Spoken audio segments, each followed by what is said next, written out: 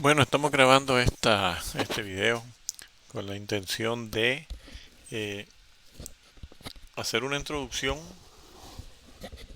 o tocar algunos temas, los principales, respecto al coeficiente sísmico del Reglamento Nacional de la Construcción y básicamente uno de los parámetros que es el asociado al tema de la ductilidad.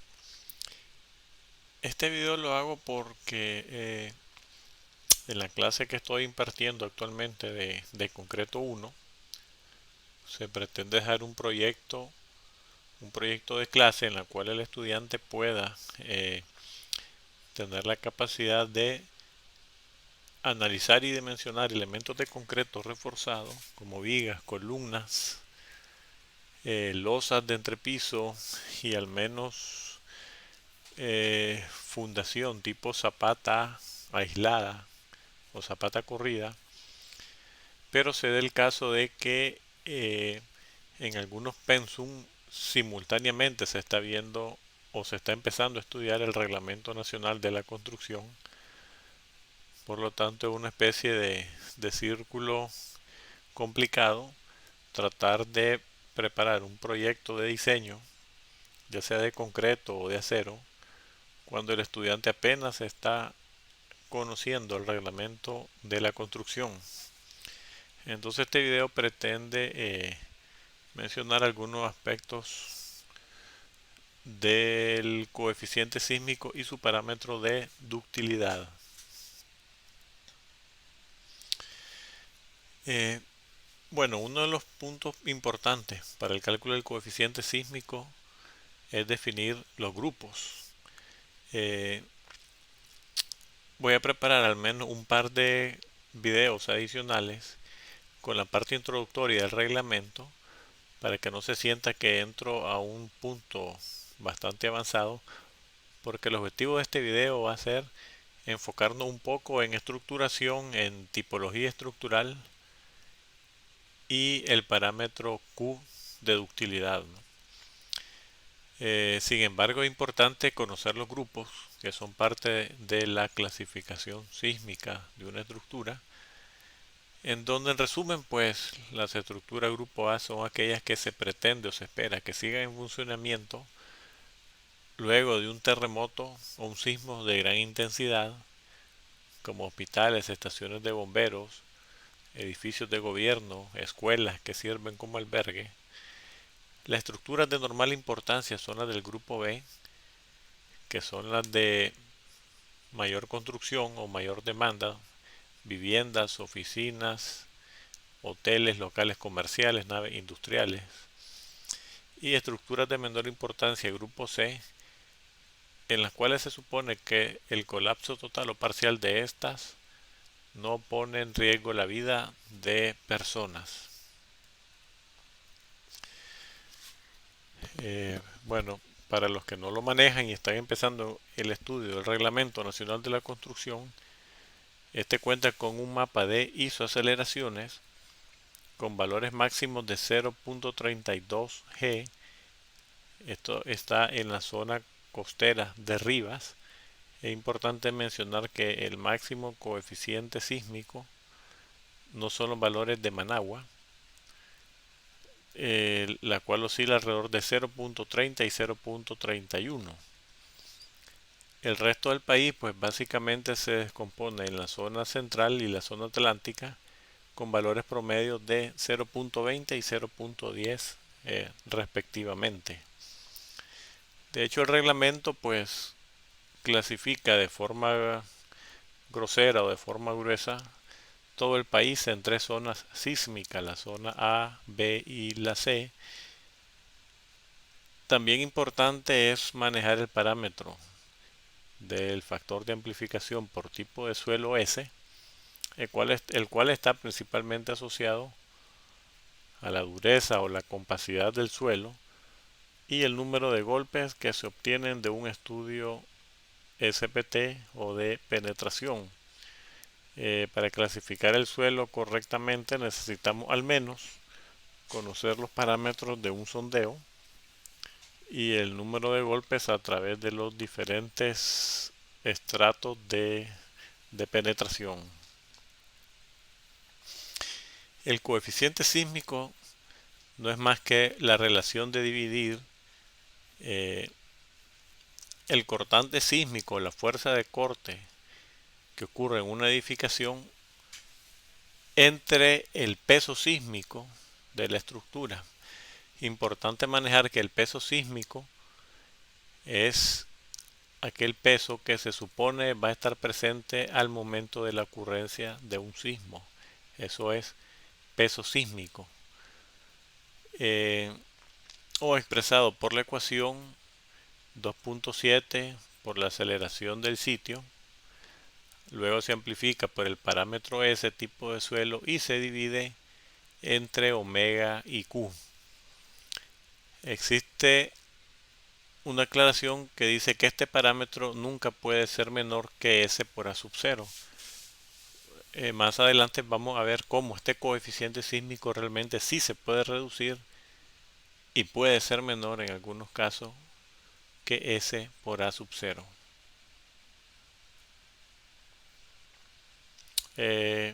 Existen algunas tablas que de manera muy aproximada relacionan las magnitudes de los terremotos con las máximas aceleraciones esperadas.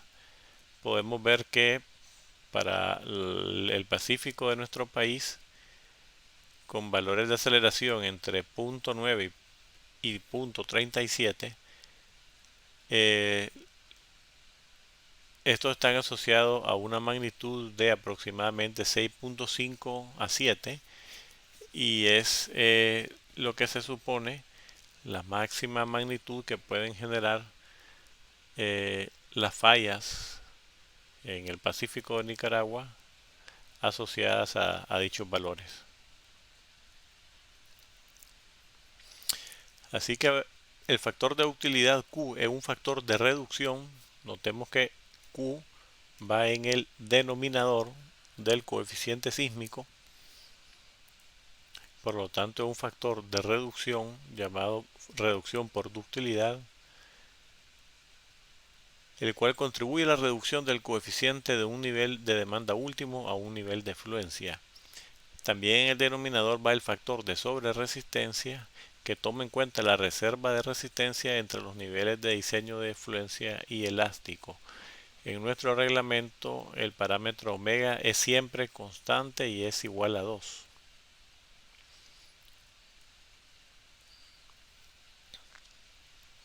A partir de aquí nos vamos a enfocar bastante en el factor de reducción por ductilidad Q, el cual puede tomar un valor de Q' cuando se dice que Q' es igual a Q si se desconoce el período, o si el período fundamental de la estructura es mayor que T sub A, o a su vez cuando T es menor que T sub A, pues se muestra la ecuación que rige el cálculo de este parámetro. También es importante conocer que Q se debe modificar o es modificado a través de la revisión de 13 condiciones de irregularidad de nuestra norma. Q también está asociado al sistema estructural seleccionado por el diseñador para tomar la demanda de carga sísmica o las fuerzas horizontales, ¿no? Por lo tanto, debemos estar claros de los materiales estructurales y los sistemas estructurales que existen en nuestro país. Así podemos tener sistemas de muros de carga en los cuales básicamente las cargas verticales son tomadas por estos muros, y también las fuerzas horizontales o las cargas de demanda son tomadas por estos muros, transformándose en este caso en muros de carga. Una variante de estos son los marcos con diagonales, donde los componentes en diagonal también toman estas demandas de carga horizontales. Vemos abajo un resumen que la mayor parte de las cargas verticales es resistida por muros de carga y la fuerza sísmica es resistida por muros de corte. Otro inconveniente es que estas estructuras poseen escasa redundancia para las cargas. Otro sistema existente es el sistema de pórticos o marcos, en lo cual un pórtico, ya sea espacial o en el plano, es un sistema resistente a momentos, esencialmente completo, únicamente formado por vigas y columnas sin diagonales y sin ningún tipo de muro, ya sea muro de mampostería o muro de concreto. Este sistema de pórtico es el que resiste todas las cargas verticales y las fuerzas horizontales. Estas son estructuras hiperestáticas en la cual si se sobrepasa el intervalo lineal del comportamiento se presentan redistribuciones importantes, pero se tienen una gran reserva de capacidad. Únicamente para ampliar sobre un par de conceptos en estos dos sistemas previos vistos, la figura de arriba es una figura típica del comportamiento de pórticos que ya los estudiantes deben de estar familiarizados en las clases de resistencia de materiales o introducción al análisis estructural, cuando miran los métodos aproximados o los métodos para estructuras hiperestáticas o continuas como cross, como pendiente de formación, como rigideces o flexibilidades, en donde ya conocen que las rotaciones en los elementos pues básicamente son valores comunes que luego se redistribuyen por su efecto de rigidez a los nodos extremos. Esto no ocurre, y hay que tener cuidado, cuando en las clases básicas a los estudiantes se le trata de enseñar o se les enseña que todas las estructuras se resuelven en función de seleccionar lo que le llaman el marco crítico. Debemos de estar claro que el marco crítico únicamente ocurre en sistemas aporticados y ocurre algunas veces, no siempre. En cambio, en la gran mayoría de construcciones, en el caso de Nicaragua, de 1, 2 y hasta 3 niveles, que son formadas por mampostería confinada, el concepto de marco crítico no aplica o aplica con algunas especificaciones o limitantes. Yo prefiero generalizar y decir que no aplica la selección de un marco crítico cuando se tiene un sistema de mampostería confinada o reforzada, porque el concepto básico de rotación de los nodos comunes a viga y columna que confinan la mampostería simplemente no existe, puesto que la demanda de carga en el plano es tomada mediante un sistema de diagonal equivalente o de puntal que se forma en el paño de mampostería, el cual impide que tanto la viga como la columna tenga un comportamiento de marco. Los sistemas de mampostería, bueno, básicamente podemos tener una pared de relleno o una pared de carga en función si se construye primero los elementos que la confinan, como las vigas o las columnas, o si se construye primero el paño de mampostería que es lo usual en las viviendas típicas de Nicaragua, ¿no?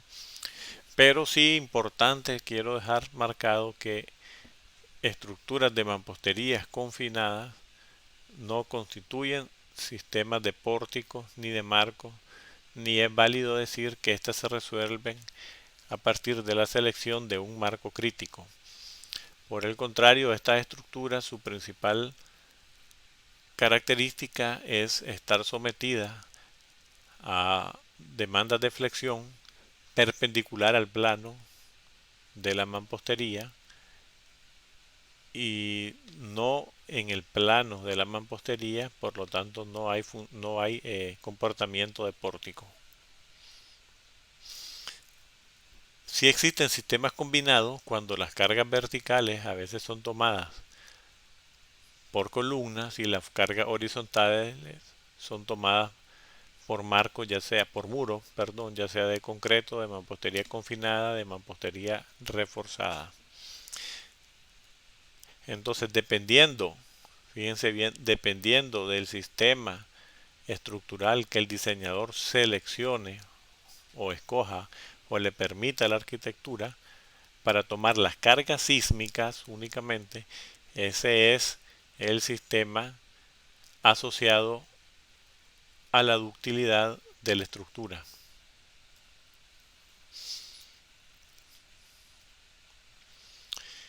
Eh, Importante que el reglamento prácticamente no exige, y ahora con la ventaja del uso de programas por computadora, hacer análisis tridimensionales donde nuestro reglamento específicamente exige combinación del 100% de la demanda sísmica en una dirección y 30% de la demanda sísmica en otra dirección.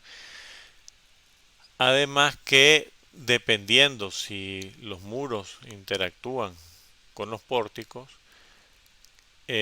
cada uno de ellos debe de tomar determinado porcentaje de la carga sísmica. Generalmente hay que realizar un par de revisiones, una cuando la carga sísmica es tomada por el sistema de muros y la otra revisión se eliminan los muros y se revisa que únicamente los pórticos tomen determinado porcentaje de esta carga sísmica, que generalmente varía entre el 20 y el 30%. Importante también manejar que el sistema de piso sea un diafragma rígido capaz de tomar y trasladar las cargas sísmicas a los elementos verticales resistentes que pueden ser columnas o muros. Recordando que si hay una asimetría en la rigidez de los elementos verticales, pues se inducen los momentos de torsión, ¿verdad? Lo cual ocurre cuando el centro de masa no es coincidente con el centro de rigidez y esta torsión luego se descompone en demandas de cortante adicionales a las fuerzas puras de sismo.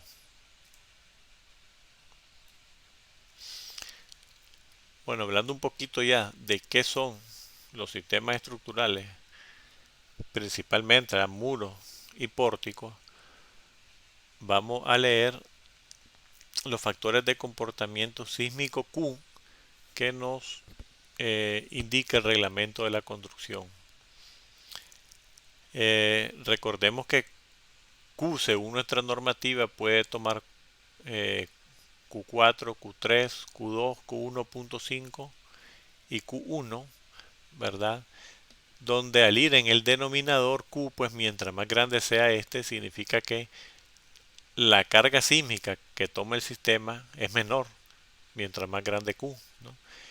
Y cuando Q es más pequeño, la carga sísmica que toma el sistema es más grande. Esto está relacionado por a la capacidad de deformación de la estructura y a su vez asociada a la ductilidad de la estructura, la cual está íntimamente ligada a la capacidad de deformación de la estructura sin que ésta se dañe o que los daños de estos sean menores o sean daños controlados.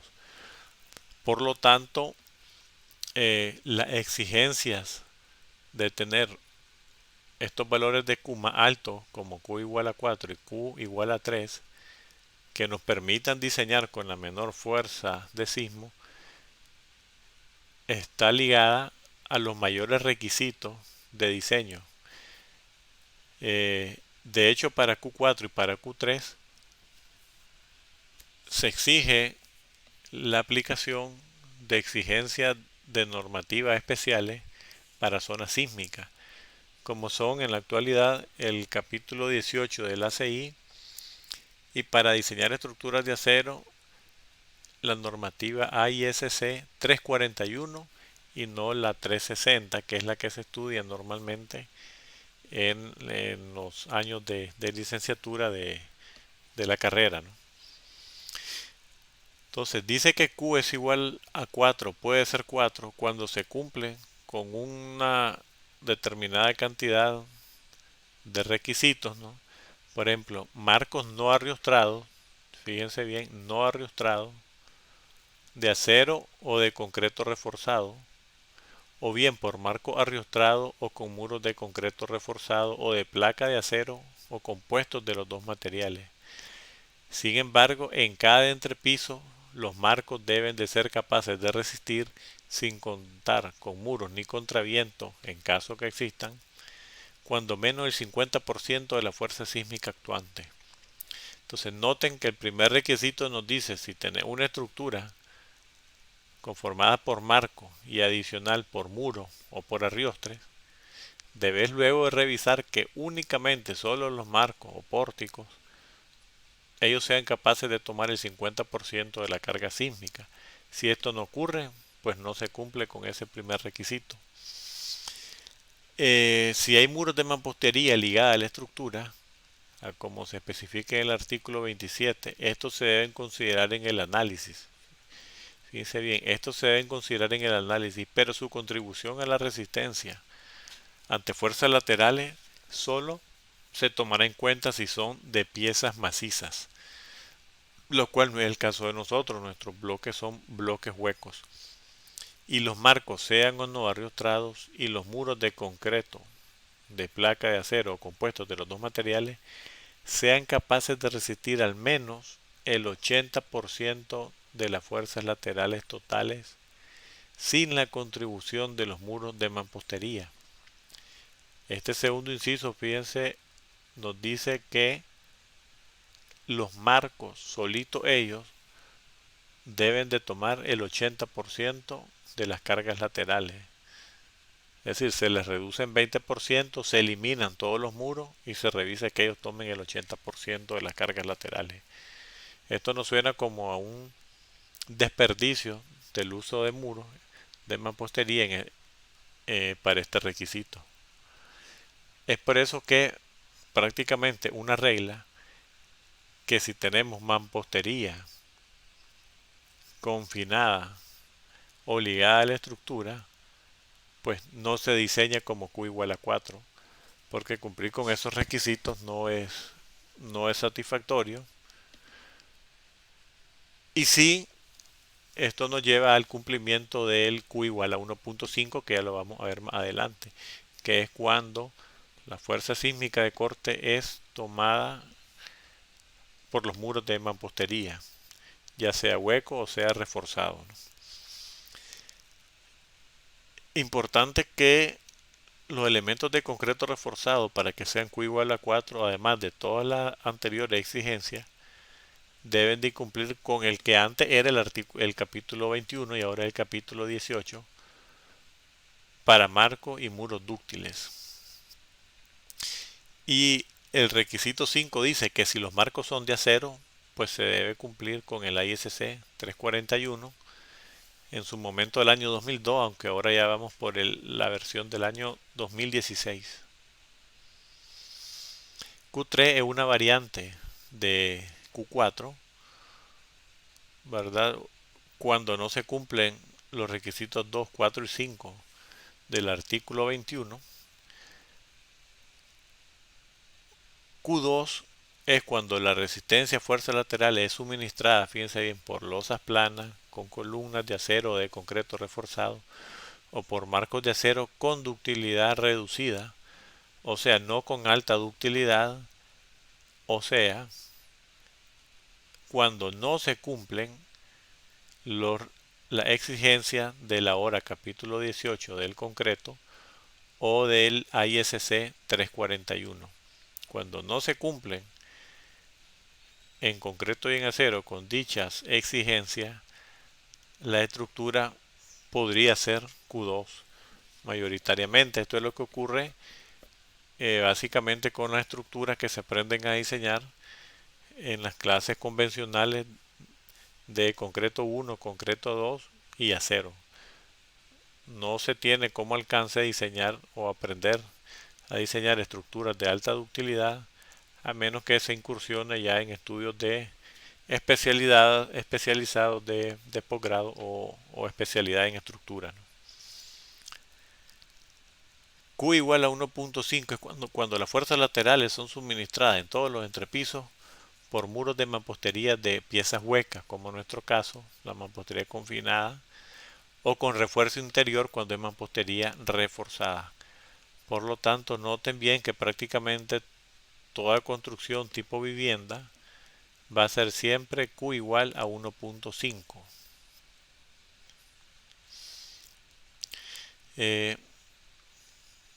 En los artículos siguientes pues se introduce un poco o se mencionan los tipos de análisis. Existe un análisis simplificado para ciertas estructuras, básicamente de mampostería, que no es muy utilizado en Nicaragua, esta revisión. Básicamente lo que se hace es, o lo que hacemos regularmente, es utilizar el método estático equivalente, en el cual la fuerza sísmica F sub S se reparten en proporción a la cantidad de pisos de la estructura que estamos diseñando, ¿no? Este consiste en que cada nivel tiene un peso sísmico W sub I, que es según nuestra normativa la carga muerta más la carga viva reducida. Se deben definir la altura H sub I a cada piso y luego se aplica la ecuación mostrada, que es básicamente la misma que se tiene, que es la que se tiene en el artículo 32 de nuestro reglamento. La imagen de la derecha realmente es una demostración, ¿verdad? A partir de las relaciones básicas de masa y aceleración. Recordemos que peso entre la gravedad es, aquí tenemos la aceleración también. Eh, tenemos la fuerza F sub I en cada nivel y a partir de estas relaciones podemos llegar a demostrar cómo se distribuye la fuerza sísmica en cada nivel por el método estático equivalente, en el cual se asume que la demanda de sismo es generalmente aproximada a un triángulo, ¿no? Recuerden que varias filminas atrás le hablé que el coeficiente sísmico no necesariamente tiene que ser siempre mayor o igual que S por A sub 0. Este coeficiente sísmico realmente se puede reducir cuando se conoce el período estructural de las edificaciones, el período T. Para esto existen métodos aproximados o podemos recurrir al modelado por computadora, los cuales también nos dan, claro que con cierto criterio de modelado, los periodos fundamentales de las estructuras, ¿no?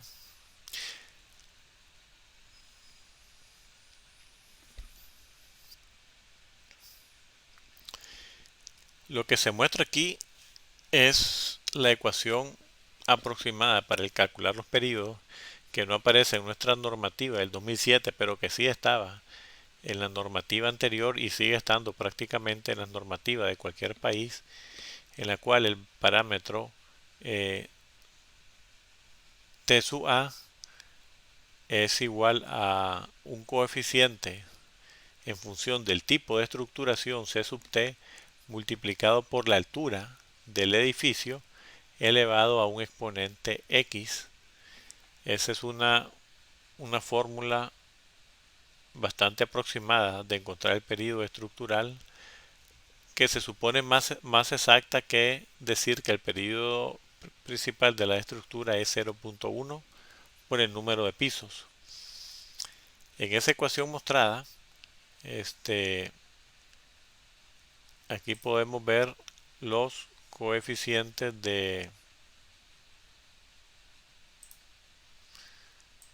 C sub T y H sub N que se obtienen de una tabla, ¿no?,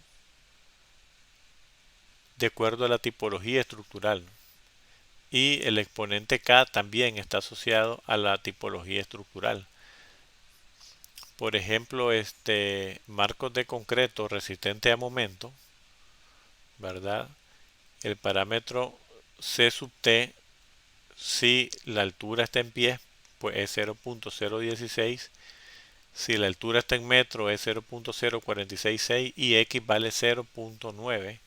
Con esos dos parámetros y la altura de la estructura podemos tener un valor aproximado del período de esta. Existen otras aproximaciones, pero la más utilizada es la mostrada aquí, ¿no?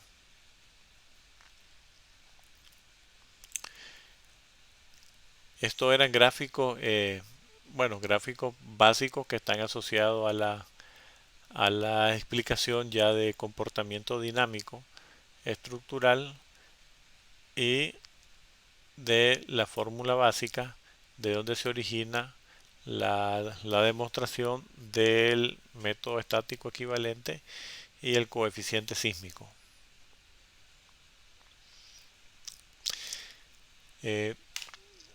Para terminar este video, les quería presentar algunas imágenes de proyectos reales. Por ejemplo, esta es una residencia de 2 pisos de mampostería confinada. Si ustedes se fijan, la acción de pórtico de marco pues simplemente no existe, porque en cualquier punto que nosotros querramos suponer que la columna gira y que este giro luego se asocia a la viga, simplemente eso no existe porque tenemos paños de mampostería que me impiden ese comportamiento, ¿no? Recordemos que existen las ecuaciones aproximadas. La más básica es que el período de una estructura es 0.1 por el número de pisos. Una estructura de 2 niveles pues anda aproximadamente en 0.2, ya que viene de 0.1 por 2, ¿verdad? Vemos que esta residencia está prácticamente cumpliendo con ese parámetro teórico. Esta es, por ejemplo, una bodega de 2 niveles. Fíjense bien que, claro, el uso de esas ecuaciones aproximadas a veces no coincide con el cálculo exacto, porque en este caso, aunque es de 2 niveles, es una estructura bastante flexible. Es una bodega que internamente no, no tengo gran cantidad de muros. Era una bodega de comercio ligero, por lo tanto la masa sísmica y las cargas aplicadas son cargas hasta de 2 y cuidado hasta de 3 veces las cargas que se aplican en una vivienda.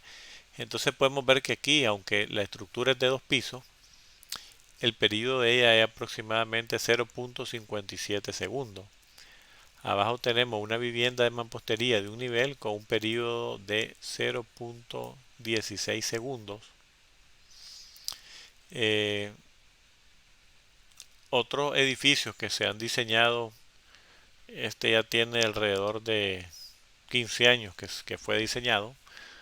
En su momento analizado en el programa RISA 3D en MS2, pues se determinó un periodo de 0.85 segundos, que era bastante aproximado al número de pisos, que era más o menos 8 niveles, así que con la fórmula aproximada 0.1 por 8 tenemos un periodo de 0.85 segundos. Otros edificios son el edificio Iota, también diseñado hace alrededor de unos 10 años. Este tenía 1, 2, 5 pisos, 1, 2, 3, 4, 5, 6, 7, 8 pisos. Y el cálculo del periodo, pues ahí está en 0.81 segundos, bastante coincidente con la teoría, ¿no?